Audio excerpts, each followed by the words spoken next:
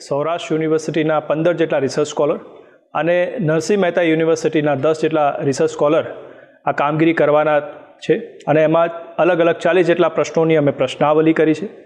આ જે research scholar છે એ આગામી સમયમાં મેળામાં અલગ અલગ જગ્યાએ જઈ ભાવિકો સાથે એનો વાર્તાલાપ કરશે. ઉપરાંત જે અન્ય ક્ષેત્રો છે ત્યાં જશે અને જે વિવિધ સુવિધાઓ વહીવટીતંત્રએ ઊભી કરી છે એની પણ મુલાકાત કરશે અને એ રિસર્ચના અંતે એક રિસર્ચ પેપર બહાર પાડશે અને જેનાથી અમને આગામી સમયમાં મેળાના આયોજનમાં એક નવી દિશા નિર્દેશ મળશે એવો મને ચોક્કસ વિશ્વાસ છે.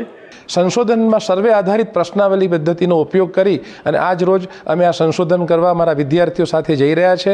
મોટાભાગના વિદ્યાર્થીઓ છે એ પીએચડી સંશોધન કાર્ય સાથે સંકળાયેલા છે. વિદ્યાર્થીઓ માટે પણ આ એક અનેરો અનુભવ છે અને આવા સર્વેની કામગીરીથી ગુજરાત સરકારની આ પહેલથી, જૂનાગઢ વહીવટીતંત્રની આ પહેલથી આવનારા સમયમાં આવા આયોજન માટે ખૂબ જ ઉપયોગી થશે એમ કહેવામાં મને જરાય શંકાને સ્થાન નથી. એમ કહેવામાં હું ગૌરવની લાગણી અનુભવ. અમારી તમામ માહિતીથી અપડેટ રહેવા માટે જોડાયેલા રહો S9 ન્યૂઝ સાથે.